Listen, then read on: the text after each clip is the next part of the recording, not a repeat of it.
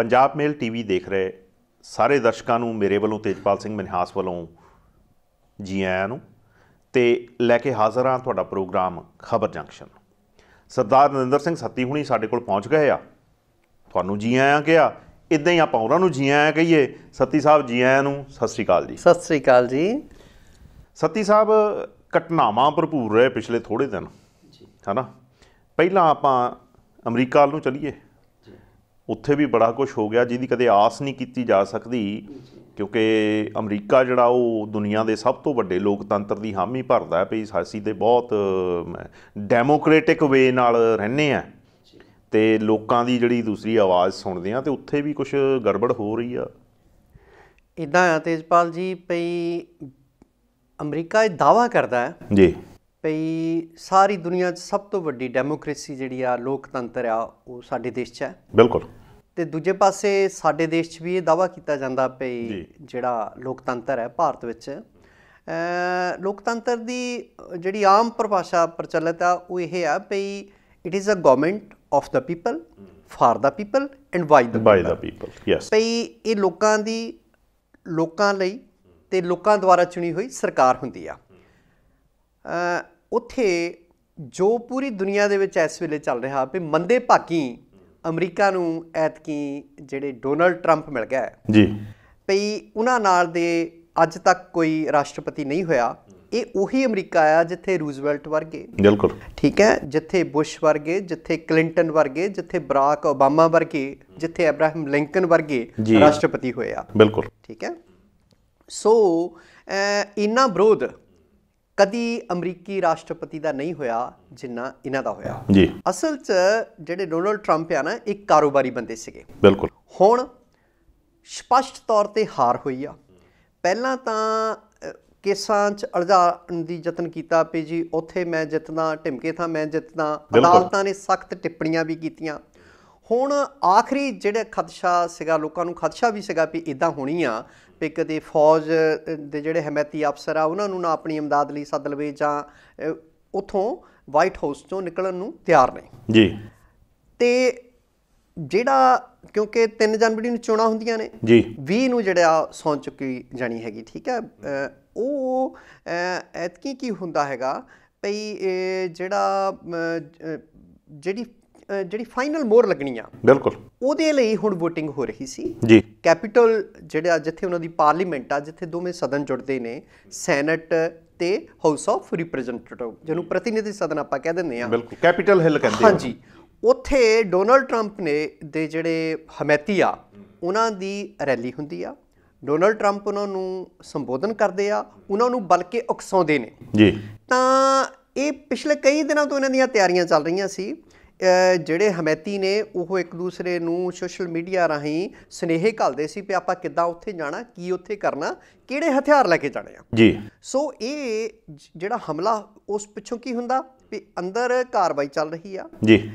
ਜਿਹੜੇ ਆਪਣੇ ਨਵੇਂ ਰਾਸ਼ਟਰਪਤੀ ਇਲੈਕਟ ਨੇ ਜੋ ਬਾਈਡਨ, ਉਹਨਾਂ ਦੀ ਚੋਣ 'ਤੇ ਫਾਈਨਲ ਮੋਹਰ ਲੱਗਣੀ ਆ ਅਤੇ ਬਾਹਰ ਇਹ ਰੈਲੀ ਕਰਕੇ ਉਸ ਪਿੱਛੋਂ ਦੁਪਹਿਰ ਦੀਆਂ ਘਟਨਾਵਾਂ ਨੇ ਬੀਤੇ ਬੁੱਧਵਾਰ ਦੀਆਂ ਵੀ ਕੈਪੀਟਲ ਹਿੱਲ 'ਤੇ ਲੋਕ ਹਮਲਾ ਕਰਦੇ ਨੇ ਜੀ। ਇਹਨਾਂ ਦੇ ਭੜਕਾਏ ਹੋਏ ਡੋਨਲਡ ਟਰੰਪ ਦੇ ਉਹ ਅੰਦਰ ਚਲੇ ਜਾਂਦੇ ਆ। ਜਿਹੜੇ ਮੈਂਬਰ ਪਾਰਲੀਮੈਂਟ ਨੇ ਉਹਨਾਂ ਨੂੰ ਲੁੱਕ ਕੇ ਆਪਣੀ ਜਾਨ ਬਚਾਉਣੀ ਪੈਂਦੀ ਆ। ਅਫਸਰ ਉਹਨਾਂ ਨੂੰ ਤਹਿਖਾਨੇ ਦੇ ਵਿੱਚ ਲੈ ਕੇ ਜਾਂਦੇ ਆ।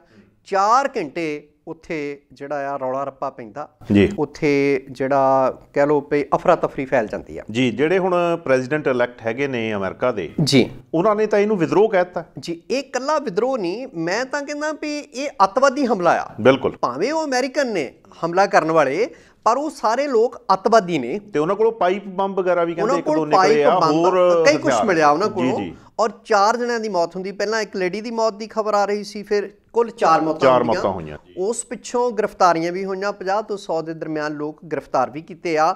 ਔਰ ਪੂਰੀ ਦੁਨੀਆ ਭਰ ਵਿੱਚ ਇਸ ਹਮਲੇ ਦੀ ਨਿੰਦਾ ਹੁੰਦੀ ਆ ਜੀ। ਔਰ ਉਸ ਪਿੱਛੋਂ ਤੁਸੀਂ ਦੇਖੋ ਵੀ ਜਿਹੜੇ ਡੋਨਲਡ ਟਰੰਪ ਆ ਕਿਸ ਹੱਦ ਤੱਕ ਜਾਂਦੇ ਨੇ। ਪਹਿਲਾਂ ਆਪਾਂ ਉਹਨਾਂ ਦੀ ਗੱਲ ਕਰਦੇ ਹਾਂ ਭਈ ਉਹ ਟਵੀਟ ਕਰਦੇ ਆ, ਉਹ ਫੇਸਬੁੱਕ 'ਤੇ ਲਿਖਦੇ ਆ, ਇਸ ਹਮਲੇ ਨੂੰ ਕਰਨ ਵਾਲਿਆਂ ਨੂੰ ਸਰਾਉਂਦੇ ਨੇ ਔਰ ਇਹਨੂੰ ਠੀਕ ਦੱਸਦੇ ਹੈਗੇ ਆ ਜੀ। ਅਤੇ ਜਿਹੜੀ ਸਭ ਤੋਂ ਵੱਡੀ ਗੱਲ ਹੁੰਦੀ ਆ ਵੀ ਜੋ ਬਾਈਡਨ ਤਾਂ ਨਿਖੇਧੀ ਕਰਦੇ ਆ, ਬਿਲਕੁਲ ਉਹ ਆਪਣੇ ਭਾਸ਼ਣ ਦੌਰਾਨ ਭਾਵਕ ਵੀ ਹੁੰਦੇ ਨੇ। ਔਰ ਜਿਹੜੇ ਮਾਈਕ ਪੇਂਸ ਨੇ ਉਹਨਾਂ ਦੇ ਆਪਣੇ ਡੋਨਲਡ ਟਰੰਪ ਉਹਨਾਂ ਦੇ, ਉਹ ਇਹਦੀ ਨਿਖੇਧੀ ਕਰਦੇ ਆ। ਡਿਪਟੀ ਪ੍ਰੈਜ਼ੀਡੈਂਟ ਨੇ ਜਿਹੜੇ, ਵਾਈਸ ਪ੍ਰੈਜ਼ੀਡੈਂਟ ਕਹਿੰਦੇ ਉੱਥੇ, ਤਾਂ ਨਾਲ ਦੀ ਨਾਲ ਨਿਖੇਧੀ ਕਰਦੇ ਆ ਔਰ ਕਹਿੰਦੇ ਨੇ ਵੀ ਇਹ ਅਮਰੀਕਾ ਦੇ ਇਤਿਹਾਸ ਵਿੱਚ ਕਾਲਾ ਦਿਨ ਆ। ਬਿਲਕੁਲ। ਇਸ ਤੋਂ ਸਦੀ ਪਹਿਲਾਂ ਕਦੀ ਬ੍ਰਿਟਿਸ਼ਰਸ ਨੇ ਹਮਲਾ ਕੀਤਾ ਸੀ 1814 ਵਿੱਚ ਜੀ, ਤੇ ਉਸ ਪਿੱਛੋਂ ਹੁਣ ਉਸੇ ਦੇਸ਼ ਦੇ ਬਾਸ਼ਿੰਦੇ ਇੱਕ ਜਿਹੜਾ ਰਾਸ਼ਟਰਪਤੀ ਕਾਇਮ ਮਕਾਮ ਰਾਸ਼ਟਰਪਤੀ ਜਿਹਨੇ 20 ਨੂੰ ਗੱਦੀ ਛੱਡਣੀ ਆ, ਉਹਦੇ ਕਹੇ ਤੇ ਕੈਪੀਟਲ ਹਿੱਲ ਤੇ ਹਮਲਾ ਹੋਵੇ ਤਾਂ ਇਹ ਉੱਥੋਂ ਦੇ ਸਰਕਾਰ ਲਈ ਸ਼ਰਮਨਾਕ ਗੱਲ ਹੈਗੀ ਆ।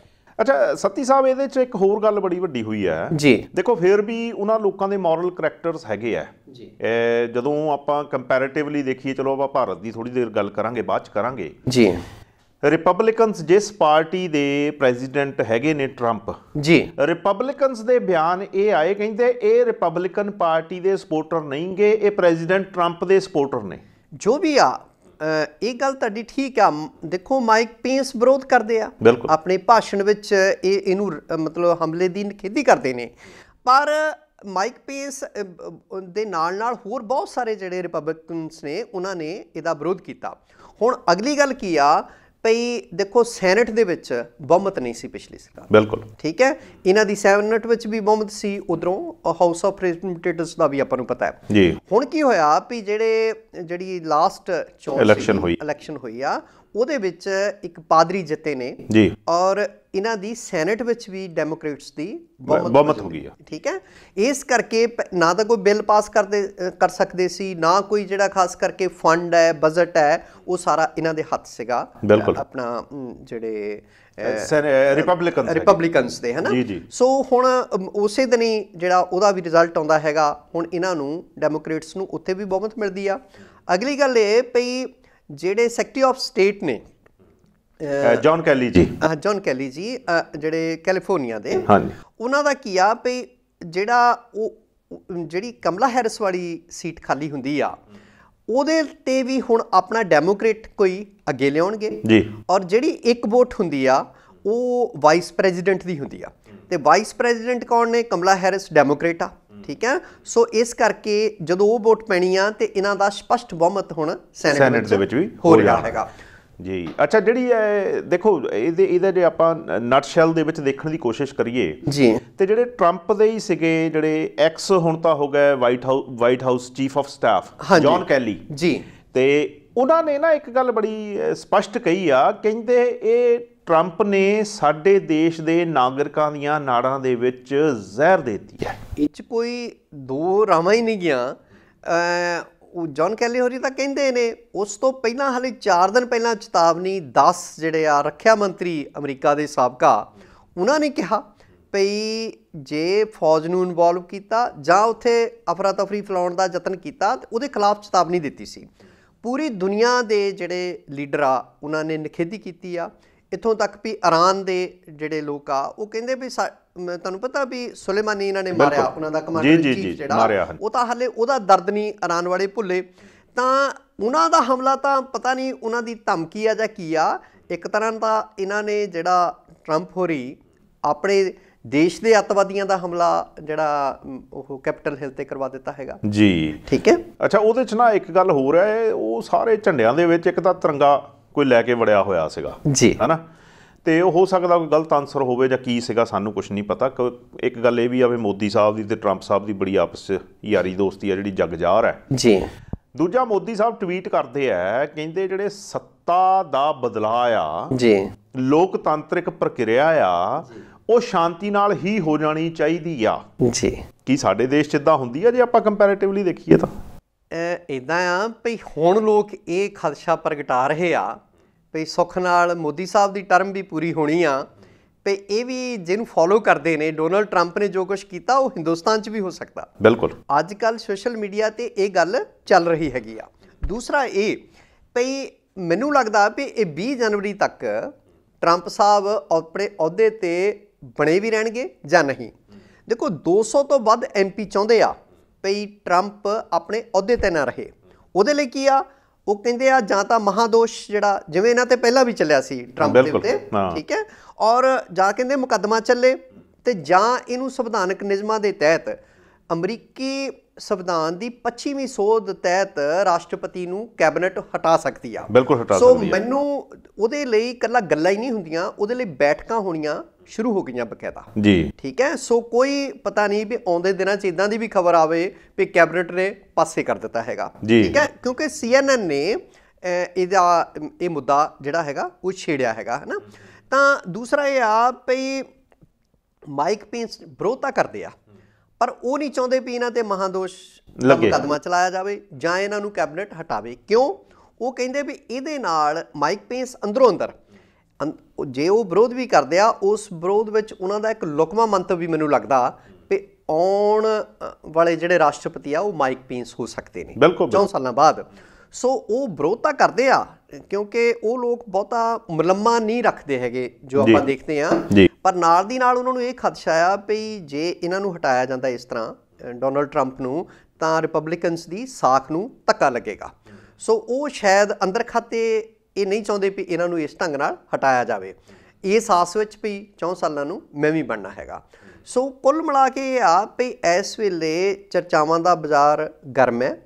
ਫਿਰ ਤੁਸੀਂ ਦੇਖੋ ਵੀ ਪਹਿਲਾਂ ਕੁਛ ਘੰਟਿਆਂ ਲਈ ਟਵਿੱਟਰ ਤੇ ਫੇਸਬੁੱਕ ਤੇ ਮਾਈਕ ਜ਼ੁਕਰਬਰਗ ਜਿਹੜੇ ਆ ਉਹ ਪਾਬੰਦੀ ਲਾਉਂਦੇ ਨੇ, ਉਸ ਪਿੱਛੋਂ ਹੁਣ ਅਣਮਿੱਥੇ ਦੇ ਸਮੇਂ ਦੀ ਪਾਬੰਦੀ ਲਾਤੀ ਆ ਉਹਨਾਂ ਦੇ ਅਕਾਊਂਟਸ ਤੇ, ਠੀਕ ਹੈ। ਵੀ ਇਹਨਾਂ ਨੇ ਹਿੰਸਾ ਭੜਕਾਈ ਆ, ਉਹਨੂੰ ਜਾਇਜ਼ ਦੱਸਿਆ। ਦੇਖੋ ਇਹ ਅਮਰੀਕੀ ਇਤਿਹਾਸ ਤੇ ਇੱਕ ਕਲੰਕ ਹੈ। ਉਹ ਲੋਕ ਅਮਰੀਕਾ ਉਹ ਦੇਸ਼ ਆ ਜਿਹਦੇ ਬਾਰੇ ਆਪਾਂ ਕਹਿੰਦੇ ਆ ਵੀ ਉੱਥੇ ਕੁਝ ਵੀ ਸੰਭਵ ਆ, ਕੋਈ ਮਨੁੱਖ ਕਿਸੇ ਵੀ ਉੱਚੀ ਤੋਂ ਉੱਚੀ ਪਦਵੀ ਤੱਕ ਪੁੱਜ ਸਕਦਾ ਹੈਗਾ, ਤੇ ਜਿੱਥੇ ਕੁਝ ਵੀ ਸੰਭਵ ਆ, ਜਿਹਨੂੰ ਸੰਭਾਵਨਾਵਾਂ ਦੀ ਧਰਤੀ ਕਿਹਾ ਜਾਂਦਾ, land of opportunities, land of great expectations ਆਪਾਂ ਅਮਰੀਕਾ ਨੂੰ ਕਹਿੰਦੇ ਆ। ਤੇ ਉਸ ਦੇਸ਼ ਦੀ ਕੈਪੀਟਲ ਹਿੱਲ ਜਿਹੜੀ ਆ, ਜਿੱਥੇ ਉਹਨਾਂ ਦੀ ਪਾਰਲੀਮੈਂਟ ਆ, ਉੱਥੇ ਡੋਨਲਡ ਟਰੰਪ ਹੋਰਾਂ ਦੇ ਜਿਹੜੇ ਅਨੁਯਾਈ ਆ ਉਹ ਇਸ ਢੰਗ ਨਾਲ ਹਮਲਾ ਕਰਨ, ਅਫਰਾ ਤਫਰੀ ਫੈਲਾਉਣ, ਸ਼ਹਿਰ ਦੇ ਵਿੱਚ ਸਟੇਟ ਆਫ ਐਮਰਜੈਂਸੀ ਜਿਹੜੀ ਆ ਉਹ ਵੀ ਲਾਗੂ ਹੋ ਜਾਂਦੀ। ਅੱਛਾ, ਮੈਂ ਜਿਹੜੀ ਗੱਲ ਕੀਤੀ ਸੀ ਜੀ, ਮੈਂ ਇਸ ਸੰਦਰਭ ਤੋਂ ਜੋ ਅਮਰੀਕਾ ਦੀ ਘਟਨਾ ਹੈਗੀ ਆ, ਉਸ ਸੰਦਰਭ ਤੋਂ ਭਾਰਤ ਦੀ ਗੱਲ ਥੋੜੀ ਜਿਹੀ ਕਰਨੀ ਚਾਹੁੰਦਾ ਸੀਗਾ ਵੀ ਮੋਦੀ ਸਾਹਿਬ ਨੇ ਉੱਥੇ ਦਾ ਲੋਕਤੰਤਰ ਦੀ ਗੱਲ ਕੀਤੀ, ਹਾਂਜੀ, ਤੇ ਆਪ ਇੱਥੇ ਚੁਣੀਆਂ ਹੋਈਆਂ ਸਰਕਾਰਾਂ ਦੇ MLA ਖਰੀਦ ਕੇ ਜੀ ਤੇ ਇਹੋ ਸੱਤਾ ਪਰਿਵਰਤਨ ਕਰ ਰਹੇ ਆ। ਤੇ ਦੂਜੇ ਪਾਸੇ ਜਦੋਂ ਟਰੂਡੋ ਸਾਹਿਬ ਕਿਸਾਨ ਅੰਦੋਲਨ ਤੇ ਕੋਈ ਗੱਲ ਕਹਿੰਦੇ ਆ ਤੇ ਉਦੋਂ ਕਹਿੰਦੇ ਇਹ ਸਾਡਾ ਅੰਦਰੂਨੀ ਮਾਮਲਾ, ਤੇ ਮੋਦੀ ਸਾਹਿਬ ਉੱਥੇ ਅੰਦਰੂਨੀ ਮਾਮਲੇ ਦੇ ਵਿੱਚ ਨਹੀਂ ਇਹ ਕੀਤਾ ਇਹਨਾਂ USA ਦੇ। ਦੇਖੋ ਉੱਥੇ ਕਹਿੰਦੇ ਜੀ ਵੀ ਤਿਰੰਗਾ ਵੀ ਦਿਸਿਆ, ਇੱਥੇ ਜਿਹੜੇ ਝੰਡੇ ਝੁੱਲਦੇ ਆ 26 ਨਵੰਬਰ ਤੋਂ ਦਿੱਲੀ ਦੀਆਂ ਬਰੂਹਾਂ ਤੇ ਕੱਲ ਰੈਲੀ ਵੀ ਕੱਢੀ ਆ, ਔਰ ਉੱਥੇ ਪੂਰੀ ਦੁਨੀਆ ਦੇ ਵਿੱਚ ਇਹ ਖਬਰਾਂ ਫੈਲੀਆਂ, ਉਹ ਤਾਂ ਇਹਨਾਂ ਨੂੰ ਮਤਲਬ ਮੋਦੀ ਸਾਹਿਬ ਨੂੰ ਦਿਸਦਾ ਨਹੀਂ। ਤੇ ਟਰੂਡੋ ਸਾਹਿਬ ਜੇ ਕਿਤੇ ਕੋਈ ਬਿਆਨ ਦੇ ਦਿੰਦੇ ਆ, ਉਹ ਕਹਿੰਦੇ ਇੱਕ ਡੈਮੋਕ੍ਰੇਸੀ ਆ, ਲੋਕਾਂ ਨੂੰ ਇਹੀ ਕਿਹਾ ਸੀ ਨਾ ਟਰੂਡੋ ਸਾਹਿਬ ਨੇ, ਤਾਂ ਮੇਰੀ ਉਹਨਾਂ ਲੋਕਾਂ ਨਾਲ ਹਮਦਰਦੀ ਆ ਕਿਰਤੀਆਂ ਦੇ ਨਾਲ। ਤਾਂ ਇਸ ਗੱਲ ਦੀ ਸਾਡੀ ਸਰਕਾਰ ਨੂੰ, ਕੇਂਦਰ ਦੇ ਹਾਕਮਾਂ ਨੂੰ ਬਹੁਤ ਜ਼ਿਆਦਾ ਤਕਲੀਫ ਹੁੰਦੀ ਆ। ਜੇ ਕੋਈ ਸਾਬਕਾ ਰਾਸ਼ਟਰਪਤੀ ਉੱਠ ਕੇ ਚਿੱਠੀ ਲਿਖ ਦਿੰਦਾ, ਉਹਦੀ ਵਾਈਫ ਚਿੱਠੀ ਲਿਖ ਦਿੰਦੀ ਆ, ਬਹੁਤ ਪ੍ਰੋਬਲਮ ਚਾਹੁੰਦੇ, ਉਹਦੀ ਵੀ ਪ੍ਰੋਬਲਮ ਹੁੰਦੀ ਆ, ਅੰਦਰੂਨੀ ਮਾਮਲਾ ਬਣ ਜਾਂਦਾ, ਅੰਦਰੂਨੀ ਮਾਮਲਾ ਬਣ ਜਾਂਦਾ ਹੈਗਾ, ਹੁਣ ਨਹੀਂ ਬਣਦਾ ਹੈਗਾ।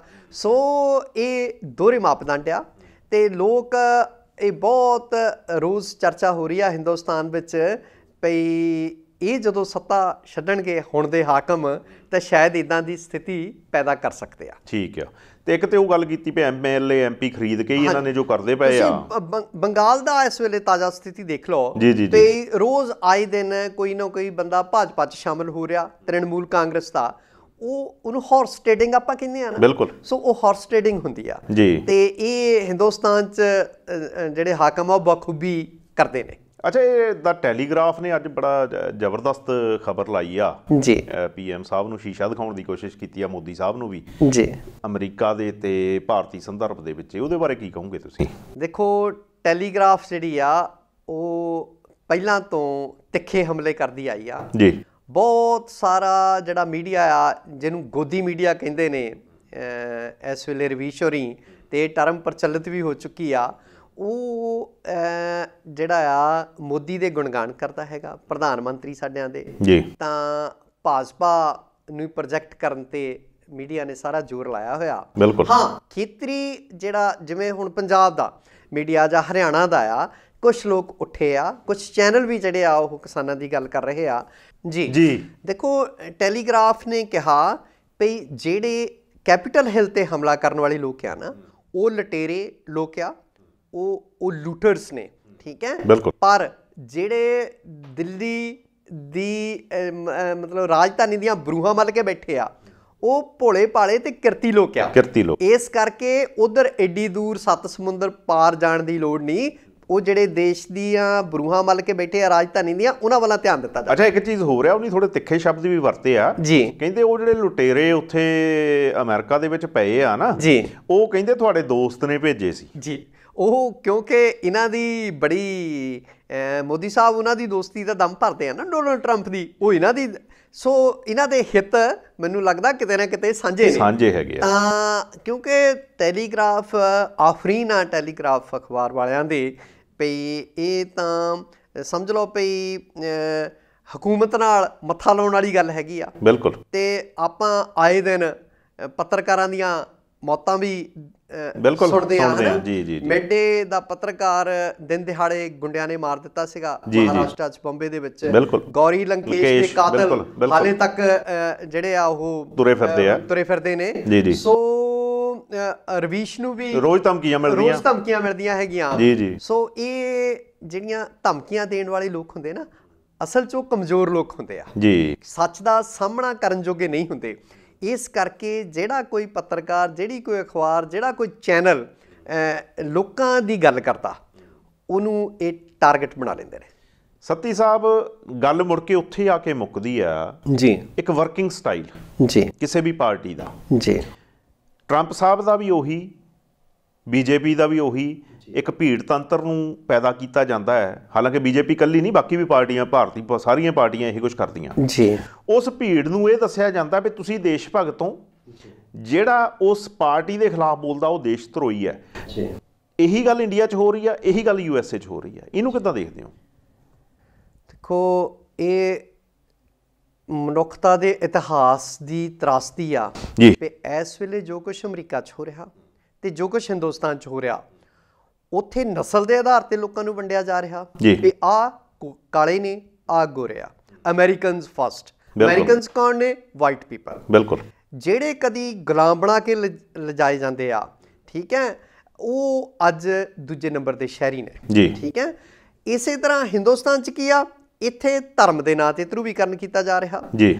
ਤੁਸੀਂ ਦੇਖੋ ਭਈ, ਮੈਂ ਸੋਚਦਾ ਹੁੰਦਾ ਭਈ ਮੁਸਲਮਾਨ ਜਿਹੜੇ ਆ ਉਹ ਬੰਦੇ ਹੀ ਨਹੀਂ। ਮੀਡੀਆ ਜਿਹੜਾ ਆ ਉਹ ਤਬਲੀਗੀ ਜਮਾਤ ਦਾ ਜਦੋਂ ਰੌਲਾ ਪੈਂਦਾ, ਐਤਕੀ ਥੋੜ੍ਹਾ ਜਿਹਾ ਇਹਨਾਂ ਨੇ ਨਰਮੀ ਵਰਤੀ ਆ ਭਈ ਇੰਨੀ ਗੱਲ ਨਹੀਂ ਹੋਈ ਕਿਸਾਨਾਂ ਦੀ ਜਿੰਨੀ ਤਬਲੀਗੀ ਜਮਾਤ ਨੂੰ ਇਹਨਾਂ ਨੇ ਦੱਬਿਆ। ਅਦਾਲਤਾਂ ਨੇ ਉਹਨਾਂ ਦੇ ਹੱਕ 'ਚ ਫੈਸਲਾ ਦਿੱਤਾ, ਬੰਦੇ ਵੀ ਬਰੀ ਕਰ ਦਿੱਤੇ ਵੀ ਇਹਨਾਂ ਦਾ ਕੋਈ ਕਸੂਰ ਨਹੀਂ ਸੀ ਕਰੋਨਾ ਫੈਲਾਉਣ ਦਾ। ਹੁਣ ਕੀ ਆ ਵੀ ਸਾਡੇ ਉਹੀ ਜੋ ਕੁਛ ਉੱਥੇ ਨਸਲ ਦੇ ਆਧਾਰ 'ਤੇ ਹੋ ਰਿਹਾ, ਸਾਡੇ ਉਹ ਧਰਮ ਦੇ ਆਧਾਰ 'ਤੇ ਹੋ ਰਿਹਾ। ਬਿਲਕੁਲ। ਮੈਨੂੰ ਕਈ ਵਾਰੀ ਮੈਂ ਜਾਣੀ ਕਿ ਖਦਸ਼ਾ ਲੱਗਦਾ ਹੁੰਦਾ, ਜਾਂ ਮੈਂ ਸੋਚਦਾ ਕਈ ਵਾਰੀ ਵੀ ਹੁੰਦਾ ਕੀ ਆ ਵੀ ਦੇਖੋ ਤੇਜਪਾਲ ਜੀ, ਪੰਜਾਬ ਦੀ ਸਥਿਤੀ ਲੈ ਲਈਏ ਆਪਾਂ, ਇੱਥੇ ਹਿੰਦੂ ਜਿਹੜੇ ਆ ਉਹ ਘੱਟ ਗਿਣਤੀ 'ਚ ਆ, ਸਿੱਖ ਬਹੁਤ ਗਿਣਤੀ 'ਚ ਆ। ਦੇਸ਼ ਭਰ ਵਿੱਚ ਹਿੰਦੂ ਬਹੁਤ ਗਿਣਤੀ ਆ, ਸਿੱਖ ਜਿਹੜੇ ਆ ਉਹ ਘੱਟ ਗਿਣਤੀ ਆ, ਜਾਂ ਹੋਰ ਜਿਹੜੇ ਲੋਕ ਆ ਉਹ ਘੱਟ ਗਿਣਤੀ। ਬਿਲਕੁਲ। ਜੇ ਇਹੋ ਜਿਹੇ ਹਾਕਮਾਂ ਦੇ ਭੜਕਾਏ ਲੋਕ ਖਾਨਾ ਜੰਗੀ ਵੱਲ ਨੂੰ ਤੁਰਦੇ ਆ ਤਾਂ ਫਿਰ ਦੇਸ਼ ਦੀ ਸਥਿਤੀ ਕੀ ਹੋਏਗੀ? ਤਾਂ ਜਿਵੇਂ ਇਹ ਹਾਕਮ ਲੱਗੇ ਹੋਏ ਆ ਅੱਜ ਤੇ ਲੋਕਾਂ ਨੂੰ ਧਰਮ ਦੇ ਨਾਂ 'ਤੇ ਭੜਕਾਉਣ, ਤੇ ਕੋਈ ਮਤਲਬ ਵੱਡੀ ਗੱਲ ਨਹੀਂ ਵੀ ਕੱਲ੍ਹ ਨੂੰ ਇੱਥੇ ਇਹੋ ਜਿਹੇ ਹਾਲਾਤ ਪੈਦਾ ਹੋ ਜਾਣ। ਸਮਾਂ ਹੋ ਰਿਹਾ ਇੱਕ ਬ੍ਰੇਕ ਦਾ, ਮਿਲਦੇ ਹਾਂ ਬ੍ਰੇਕ ਤੋਂ ਉਸ ਪਾਸੇ। ਪੰਜਾਬ ਮੇਲ USA ਚੈਨਲ ਦਾ ਸ਼ਾਨਦਾਰ ਉਪਰਾਲਾ। ਅਮਰੀਕਾ ਦੀ ਇਮੀਗ੍ਰੇਸ਼ਨ ਪਾਲਿਸੀ 'ਚ ਲੇਟੈਸਟ ਕੀ ਚੱਲ ਰਿਹਾ ਹੈ? ਅਮਰੀਕਾ ਦੀ ਸਿਆਸਤ ਕਿੱਦਾਂ ਰੰਗ ਬਦਲ ਰਹੀ ਹੈ? ਇਹ ਸਭ ਜਾਣਨ ਲਈ ਵੇਖੋ ਪੰਜਾਬ ਮੇਲ USA ਚੈਨਲ ਦਾ special show US Immigration and Politics with Attorney at Law Jaspreet Singh.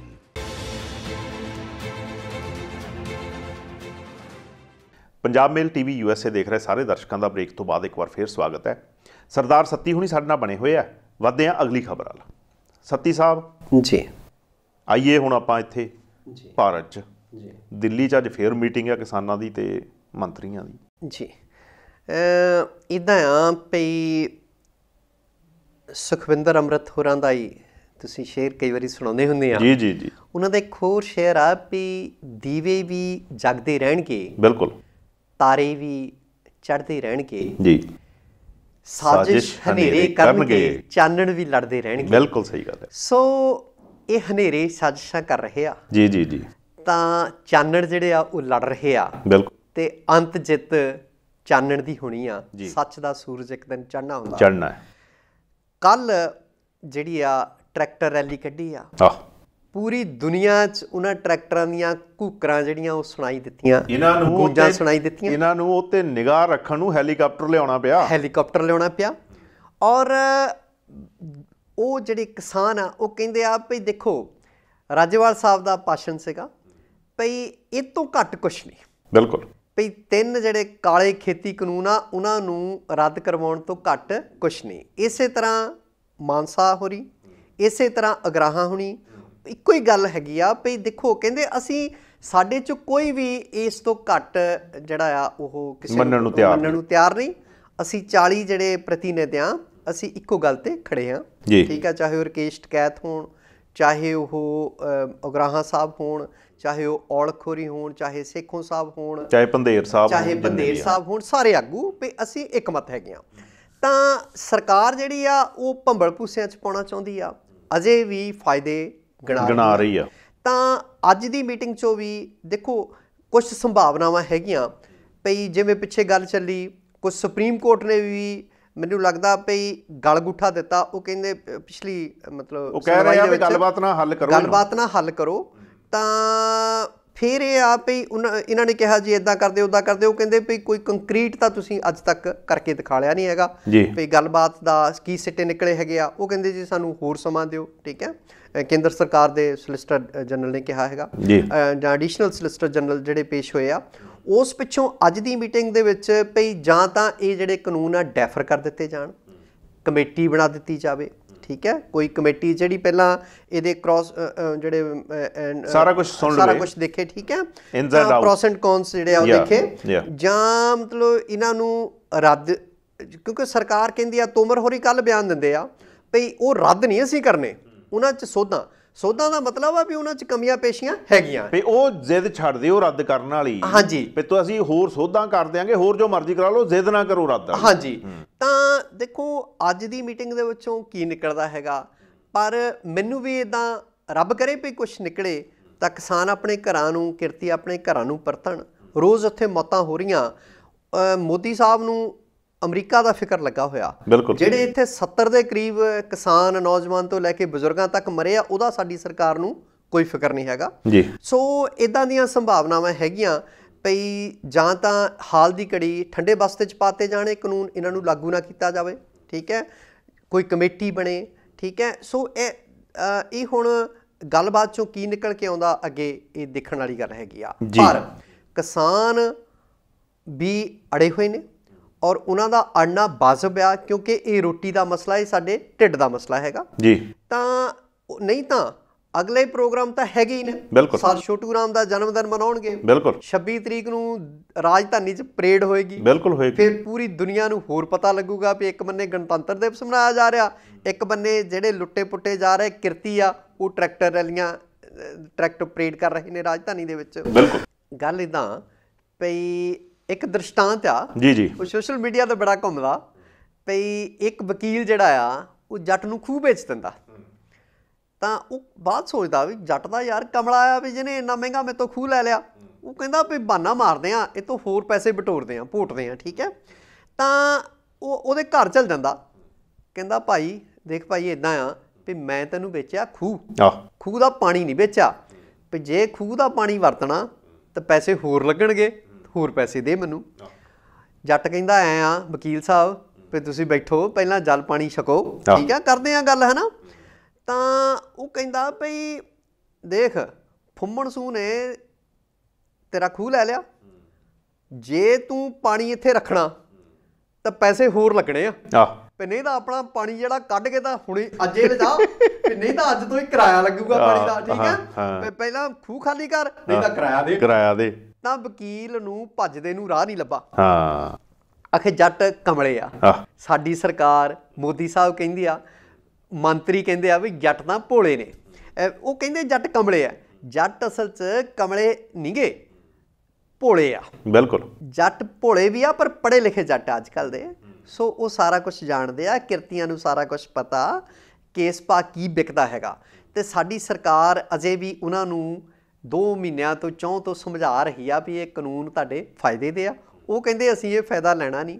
ਸੋ ਉਹੀ ਰੱਟ, ਉਹੀ ਗੱਲਾਂ, ਕਿੰਨਾ ਵਿਰੋਧ ਭਾਜਪਾ ਦਾ ਜਿਹੜਾ ਆ ਪੰਜਾਬ 'ਚ ਹੋ ਰਿਹਾ, ਹਰਿਆਣੇ 'ਚ ਹੋ ਰਿਹਾ, ਉੱਤਰੀ ਭਾਰਤ ਦੇ ਹੋਰ ਸੂਬਿਆਂ 'ਚ ਹੋ ਰਿਹਾ। ਥਾਂ ਥਾਂ ਉਹਨਾਂ ਦੇ ਲੀਡਰਾਂ ਨੂੰ ਘੇਰਿਆ ਜਾ ਰਿਹਾ। ਪੈਰਾਂ ਹੇਠ ਕੋਈ ਜ਼ਮੀਨ ਨਹੀਂ ਰਹੀ ਸਿਆਸੀ, ਸਾਰਾ ਕੁਝ ਖੁੱਸ ਚੁੱਕਿਆ, ਠੀਕ ਆ। ਕਿਤੇ ਉਹਨਾਂ ਦੇ ਮੰਤਰੀ ਕਹਿੰਦੇ ਆ ਵੀ ਪਿਕਨਿਕ ਮਨਾਉਣ ਗਏ ਆ, ਕਿਤੇ ਉਹਨਾਂ ਨੂੰ ਖਾਲਿਸਤਾਨੀਏ, ਕਿਤੇ ਉਹਨਾਂ ਨੂੰ ਮਾਓਵਾਦੀ ਦੱਸਿਆ ਜਾ ਰਿਹਾ, ਕਿਤੇ ਉਹਨਾਂ 'ਚ ਨਕਸਲਵਾੜੀ ਲਹਿਰ ਵਾਲੇ ਲੋਕਾਂ ਦੀ ਘੁਸਪੈਠ ਦੱਸੀ ਜਾ ਰਹੀ ਆ। ਸੋ ਅੱਜ ਦੇਖਦੇ ਹਾਂ ਵੀ ਅੱਜ ਦੀ ਮੀਟਿੰਗ 'ਚੋਂ ਕੀ ਨਿਕਲਦਾ ਹੈਗਾ। ਅੱਛਾ, ਇਹ ਸਾਰੇ ਹੱਥ ਕੰਡੇ ਨੇ ਇਹਨਾਂ ਦੇ ਜੀ, ਭਈ ਲੋਕਾਂ ਨੂੰ ਕਿੱਦਾਂ ਤੋੜਨਾ ਅਸੀਂ, ਚਾਹੇ ਇਹਨਾਂ ਨੂੰ ਖਾਲਿਸਤਾਨੀ ਕਹਿ ਦਿਓ, ਚਾਹੇ ਕਾਮਰੇਡ ਕਹਿ ਦਿਓ, ਚਾਹੇ ਮਾਓਵਾਦੀ ਕਹਿ ਦਿਓ, ਕਿਸੇ ਤਰ੍ਹਾਂ ਇਹਨਾਂ ਨੂੰ ਤੋੜਨਾ ਆ। ਅੱਜ ਕੱਲ੍ਹ 2 ਇਹਨਾਂ ਦੇ ਬੜੇ ਐਕਟਿਵ ਹੋਏ ਉਹ ਮੈਂਬਰ ਆ ਬੀਜੇਪੀ ਪੰਜਾਬ ਦੇ ਜੀ, ਉਹ ਦਿੱਲੀ ਤੁਰੇ ਫਿਰਦੇ ਆ ਜੀ, ਜਾਂਦੇ ਹਰੇਕ ਕੋਲ ਹੀ ਆ ਉਹ, ਤੇ ਮੁੜ ਕੇ ਬਾਹਰ ਆ ਕੇ ਕਹਿ ਦਿੰਦੇ ਆ ਵੀ ਭਾਈ ਅਸੀਂ ਕੋਈ ਇਸ ਵਿਸ਼ੇ ਤੇ ਗੱਲ ਨਹੀਂ ਕੀਤੀ, ਅਸੀਂ ਤੇ ਆਪਣੀਆਂ ਪੁਰਾਣੀਆਂ ਗੱਲਾਂ ਕਰਨ ਆਏ ਸੀ, ਕਿਉਂਕਿ ਯਾਰੀ ਬਹੁਤ ਪੱਕੀ ਉਹਨਾਂ ਦੀ ਪੁਰਾਣੀ ਹੈ ਨਾ, ਇਕੱਠੇ ਬਾਂਟੇ ਖੇਡਦੇ ਰਹੇ ਆ। ਤੇ ਉਹ ਜਾਂ ਤੇ ਮੈਨੂੰ ਲੱਗਦਾ ਵੀ ਘਰ ਘਰ ਲੋਹੜੀ ਮੰਗਣ ਡਏ ਆ। ਜਦੋਂ ਤੁਸੀਂ ਕਿਸਾਨਾਂ ਦੀ ਗੱਲੇ ਨਹੀਂ ਕਰਦੇ ਤੇ ਫਿਰ ਭਾਈ ਆ ਕੇ ਤੁਸੀਂ ਨਿਊਜ਼ ਚੈਨਲਾਂ ਤੇ ਬਿਆਨ ਕਿਉਂ ਦਿੰਦੇ ਹੋ?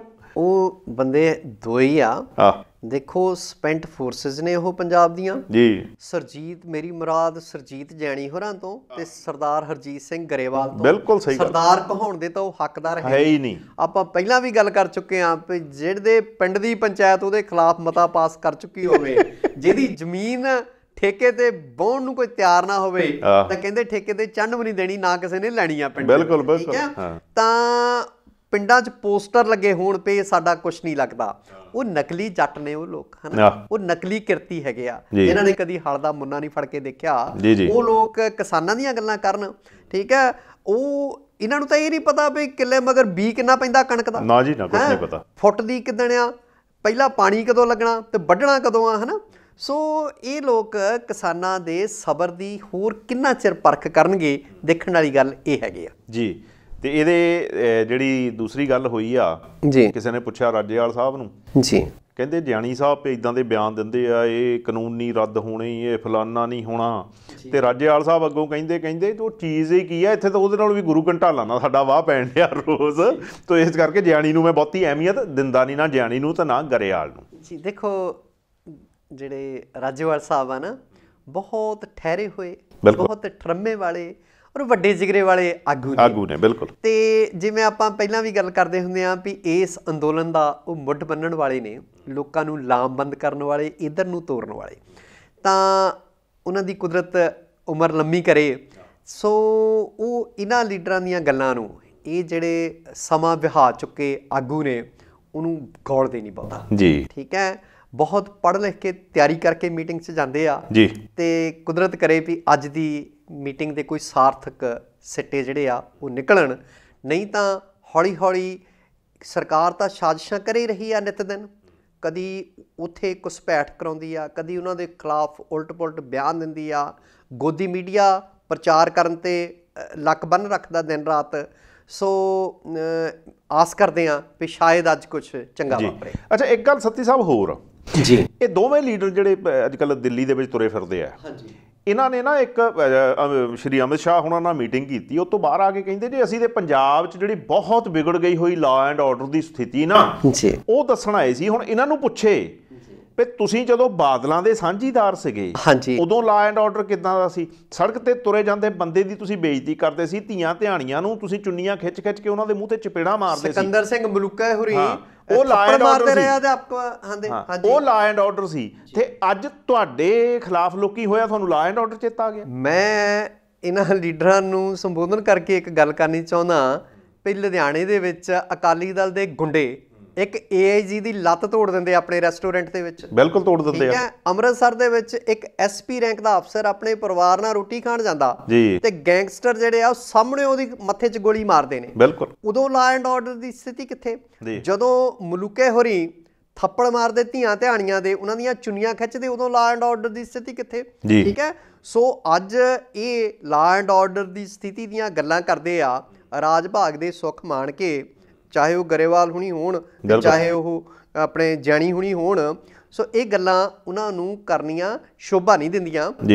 ਇਹਨਾਂ ਨੇ ਰਲ ਕੇ ਪੰਜਾਬ ਦੇ ਵਿੱਚ ਬਹੁਤ ਉਧੜ ਧੁੰਮੀ 10 ਸਾਲ ਜਿਹੜੀ ਆ ਮਚਾ ਰੱਖੀ ਆ। ਬਿਲਕੁਲ। ਸੋ ਇਹ ਗੱਲਾਂ ਕਰਨ ਹੁਣ ਲਾ ਐਂਡ ਆਰਡਰ ਦੀਆਂ, ਚੰਗਾ ਭਲਾ ਹੈਗਾ, ਸਾਰਾ ਕੁਝ ਠੀਕ ਠਾਕ ਚੱਲ ਰਿਹਾ। ਨਿੱਕੀਆਂ ਮੋਟੀਆਂ ਘਟਨਾਵਾਂ ਤਾਂ ਹਰ ਰੋਜ਼ ਸਾਰੀ ਦੁਨੀਆ 'ਚ ਵਾਪਰਦੀਆਂ ਨੇ। ਬਿਲਕੁਲ। ਪਰ ਉਹਨਾਂ ਘਟਨਾਵਾਂ ਨੂੰ ਵਧਾ ਚੜਾ ਕੇ ਪੇਸ਼ ਕਰਨਾ, ਚਾਹੇ ਕਾਂਗਰਸ ਵਾਲੇ ਚੰਗੇ ਹੋਣ ਚਾਹੇ ਮੰਦੇ ਹੋਣ, ਪਰ ਜਦੋਂ ਇਹ ਸੱਤਾ ਤੋਂ ਲਾਂਭੇ ਹੁੰਦੇ ਆ ਇਹ ਵੀ ਇਹ ਕੁਝ ਕਰਦੇ ਆ।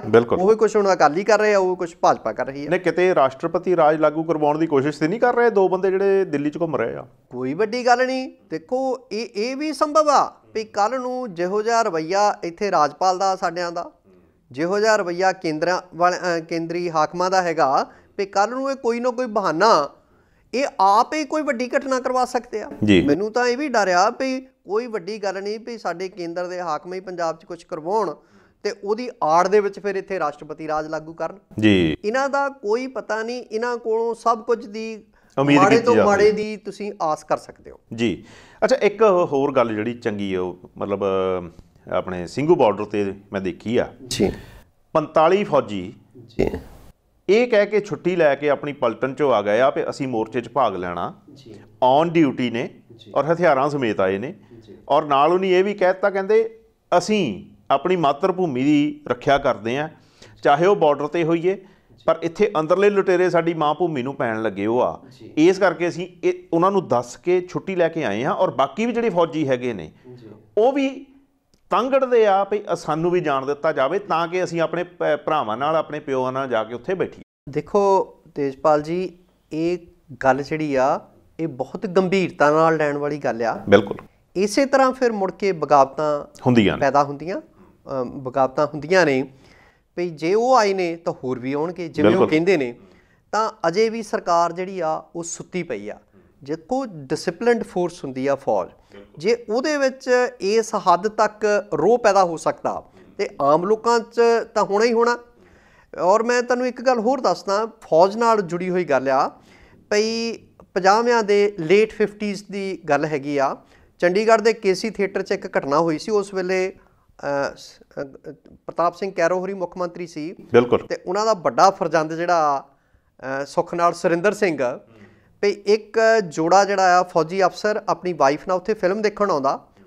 ਉਹਦੀ ਪਤਨੀ ਵਾਈਫ ਜਿਹੜੀ ਆ ਬਾਥਰੂਮ ਜਾਂਦੀ ਆ ਤੇ ਇਹਨਾਂ ਨੇ ਸੁਰਿੰਦਰ ਸਿੰਘ ਕੈਰੋ ਹੋਰੀ ਉਹਨਾਂ ਨਾਲ ਬਦਤਮੀਜ਼ੀ ਕੀਤੀ ਸੀ ਉਸ ਔਰਤ ਨਾਲ।